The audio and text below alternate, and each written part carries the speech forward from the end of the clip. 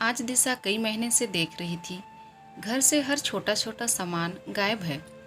दिशा को समझ नहीं आ रहा था सामान जा कहाँ रहे थे। आज तो हद हो गई थी। कुछ नई चादरें थीं जो दिशा कुछ दिन पहले खरीद कर लाई तो अलमारी में नहीं थी। अब दिशा का पारा चढ़ गया कि आखिर ये हो क्या रहा है। तब दिशा सास के पास गई। अम्मा, यहाँ अलमारी में कुछ नए चादरें रखी थी, वो नहीं है, और स्टोर रूम में राशन के सामान भी कम लग रहा है। इन्होंने अभी कुछ दिन पहले ही गृहस्थी का सारा सामान लाकर रखा है। इतनी जल्दी तो सामान खत्म नहीं हो सकता।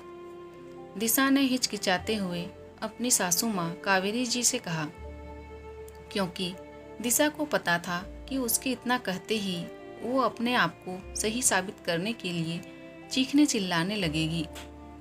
माँ जी, आप संस्कारों की बात ना ही करें। ससुराल की आधी रोटी मायके की एक रोटी से बेहतर है। लेकिन अपने पति की मेहनत की कमाई ऐसे उड़ते देख उससे रहा नहीं गया और वो आज बोल ही दी, और वही हुआ जो उसने सोचा था। तुम पूछने वाली कौन होती हो? हमारी बेटी की कमाई है, हम जो चाहें वो करें। अगर एक बेटे की कमाई से थोड़ा सा हिस्सा दूसरे बेटे को दे दिया जाए तो क्या हर्ज है? हमारे बेटे ने तो आज तक आवाज़ नहीं उठाई, तुम्हारी हिम्मत कैसे हुई? तुम कौन होती हो मुझे आंख दिखाने वाली? तब दिशा ने कहा, अम्मा, यही काम आप मुझे बताकर या मुझसे पूछकर भी कर सकती हैं। इस तरह धोखे से करने की क्या ज़रूरत है? हमेशा मेरी अलमारी से और स्टोर रूम से सामान गायब रहता है। मैं ये सोचती रह जाती कि मुझसे ही कुछ गलती हुई है। मेरे पति भी मुझसे हिसाब किताब मांगते हैं, तब मैं भी उलझ जाती हूँ, क्या बताऊँ। लेकिन आज समझ में आ गया कि सामान आप निकालती हैं और हिसाब मुझे देना पड़ता है। आप तो बिना बताए ननंद जी और जेठ जी को दे आती हैं। वो सिर्फ तुम्हारा पति ही नहीं है, हमारा बेटा और उनका भाई है, तो उनके प्रति भी उसकी कुछ जिम्मेदारियां बनती हैं। तुम्हारी गृहस्थी से थोड़ा बहुत उठाकर दे दिया तो घट नहीं जाएगा, ये उनका हक बनता है। और सुन दिशा, तू बीच में नहीं आ सकती। तब दिशा ने कहा, अम्मा, छोटे बेटे का फर्ज सिर्फ मेहनत करके कमाना और यूँ गंवाना नहीं है। अम्मा, हम लोग भी अपनी ज़रूरतें बड़ी मुश्किल से पूरी करते हैं।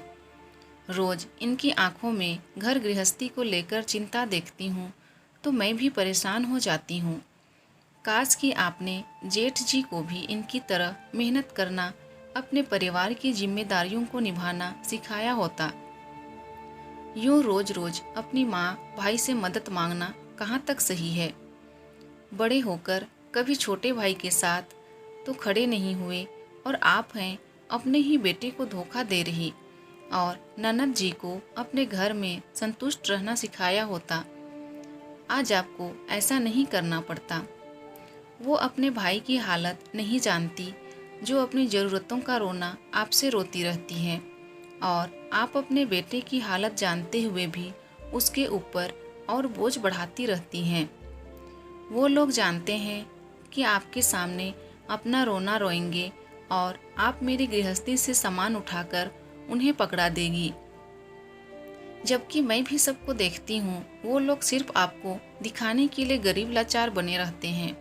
किसी की मौज मस्ती, पहनने ओढ़ने और खाने पीने में कोई कमी नहीं है। हर दिन लोग होटलबाजी करते हैं, सैर सपाटे करते हैं, सबके पास मुझसे अच्छे कपड़े लगते हैं और रोज़ लोग निकल जाते हैं कहीं ना कहीं, लेकिन आपकी नज़रों में सब बेचारे बने रहते हैं। आपकी आंखें बंद होगी लेकिन मेरी आंखें खुली है। अब मैं किसी को भी अपने पति की गाड़ी मेहनत की कमाई में हिस्सा नहीं दे सकती। हम लोग सिर्फ आपकी जिम्मेदारी उठा सकते हैं, पूरी परिवार की नहीं। और आगे से मैं अपनी घर गृहस्थी में ताला लगाकर रखूंगी, क्योंकि आपने मेरा विश्वास तोड़ा है। आज दिशा ने दो टूक शब्दों में अपनी सासू माँ को अपना फैसला सुना दिया।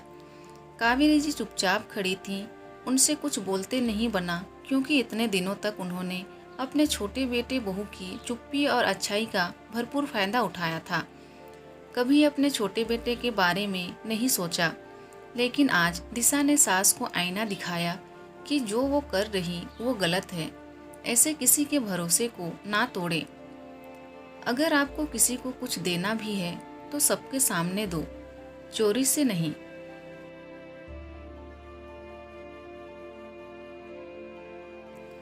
दोस्तों, अगर वीडियो पसंद आए तो प्लीज़ वीडियो को लाइक कीजिए, और अगर चैनल में नए हैं तो प्लीज़ मेरे चैनल को सब्सक्राइब कर दीजिए। Thank you.